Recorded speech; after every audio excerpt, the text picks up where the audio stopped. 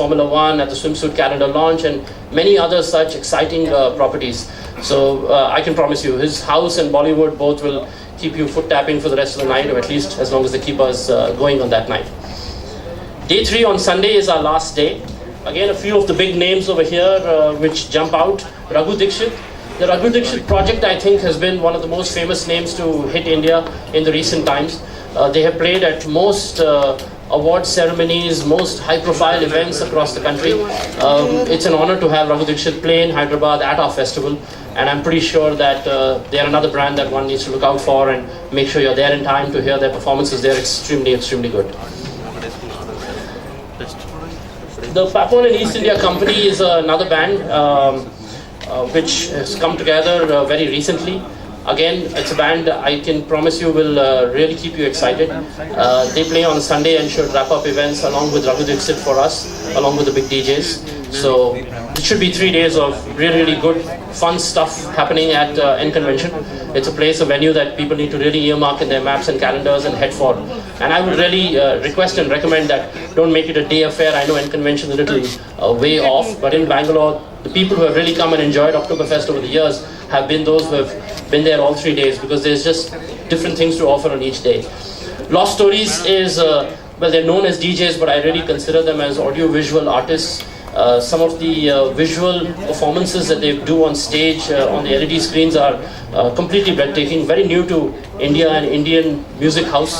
So they sync their music along with the visuals, and again should keep life very exciting. So that's a quick wrap, a quick idea on who the big performances are.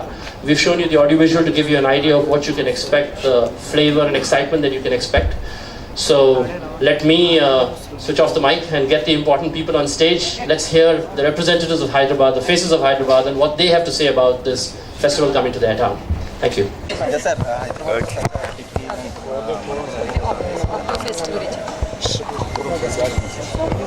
అది చాలా ఎక్సైటెడ్గా ఉన్నాను. ఇంత మంచి event ఇక్కడ జరుగుతుంది, big event బెంగళూరులో జరిగింది, పెద్ద సక్సెస్ అది. అండ్ వాళ్ళకి మంచిది, హైదరాబాద్ టూరిజంకి కానీ వాటికి కానీ ఈ అక్టోబర్ ఫెస్ట్ మూలంగా, దీని మూలంగా హైదరాబాద్లో చాలా జాబ్స్ అనేవి పెరుగుతాయి. ఇండైరెక్ట్గా చాలా చాలా రెవెన్యూ డెవలప్ అవుతుంది ఇక్కడ.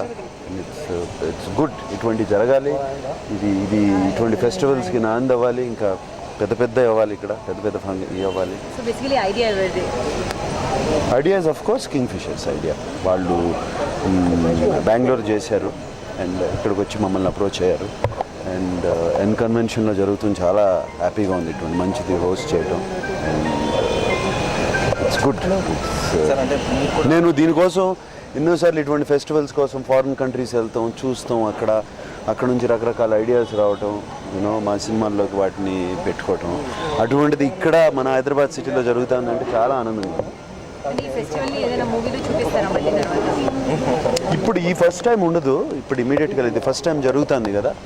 అండ్ డెఫినెట్గా ఇవన్నీ ఇంక్లూడ్ అవుతాయి. మేబీ నేను కూడా ఏదో మూవీ కోసం ఆ స్టేజ్ ఎక్కుతానేమో.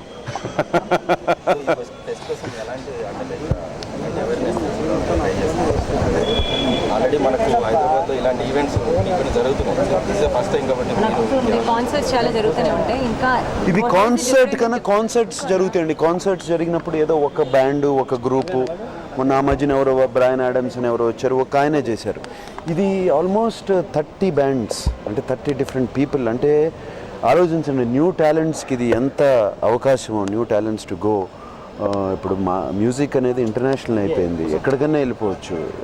ఇక్కడ నుంచి ఏదో నిన్న ఏదో యూట్యూబ్లో చూస్తున్నాను, ఏదో కొరియన్ ఏదో గగనం స్టైల్ ఏదో అని, అది పెద్ద హిట్ అయిపోయింది. ఇప్పుడు సడన్గా కొరియా మ్యూజిక్ విన్న వాళ్ళు కూడా ఇప్పుడు తెలుగులో మనవాళ్ళు అందరూ ఆ మ్యూజిక్ వింటున్నారు. అట్లాగే రేపు మనం ఒక తెలుగు పాట ఎక్కడికో వెళ్ళిపోవచ్చు ఇటువంటి ఫెస్టివల్స్ నుంచి పికప్ అయ్యి. ఇట్లా దానికి ఇది పెద్ద గొప్ప అవకాశం. ఇటువంటి ఉంటేనే టాలెంట్ అనేది బయటకు వస్తుంది. సార్ ఇది మన కల్చర్ కాదు అంటే బీర్ ఫెస్టివల్స్ లాంటివి ఇది బియర్ ఫెస్టివల్ అని కింగ్ ఫిషర్ వాళ్ళు పెట్టారు కాబట్టి బియర్ ఫెస్టివల్ అంటున్నారు, కానీ it's nothing to do with. నేను ఇటువంటి ఫెస్టివల్స్కి వెళ్ళాను, అందరూ ఫ్యామిలీతో అందరూ వస్తారు. అండ్ నా లెక్క ప్రకారం ఏదో బీర్ తాగుతామే తప్పేమీ కాదు.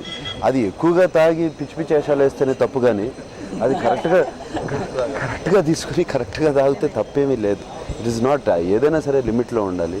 అండ్ నేను వెళ్ళిన ఈ ఫెస్టివల్స్ అన్నిటికీ ఇప్పుడు బెంగళూరులో 6 సంవత్సరాలుగా జరుగుతుంది. I don't think there's been an incident in Bangalore that ఏదో ప్రాబ్లం అయ్యి పోలీసులు వచ్చి ఆపాల్సిన ఇన్సిడెంట్ కానీ అటువంటిది ఏమీ జరగలేదు. నేను జర్మనీలో వెళ్తాను, ఆల్మోస్ట్ 5 million పీపుల్ వస్తారు, and there is no bad incident. ఇక్కడికి వచ్చేది ఎప్పుడు ఒక పాజిటివ్, ఇటువంటి ఫెస్టివల్స్లో ఒక వెరీ వెరీ ఫ్రెండ్లీ అట్మాస్ఫియర్గా ఉంటుంది. ఎవరో వచ్చి పోట్లాడుకుందాం, వీళ్ళ మీద అరుద్దాం, వాళ్ళ మీద అరుద్దాం అని ఏమీ చేయరు.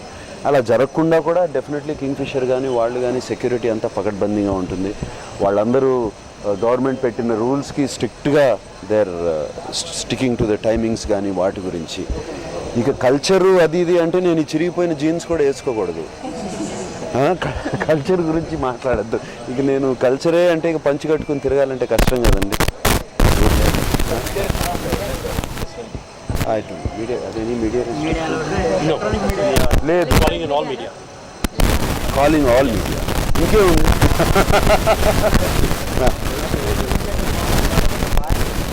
ఇది లవ్ స్టోరీ గెటప్ కాదండి. ఆ సినిమాకి లవ్ స్టోరీ అని పేరు పెట్టలేదు. అది ఆల్రెడీ మీడియా మీరే దాన్ని లవ్ స్టోరీ అని చెప్పి మమ్మల్ని ఫోర్స్ చేస్తున్నారు టైటిల్ పెట్టమని. టైటిల్ కాదు అది. ఎందుకు పెట్టారు ఆ టైటిల్? ఇది అయిన తర్వాత ఆలోచిస్తాను, తప్పకుండా వేరుగా ఉంటుంది ఏదో. లేదండి, చాలా ప్రస్తుతానికి అది అంతే కదండి.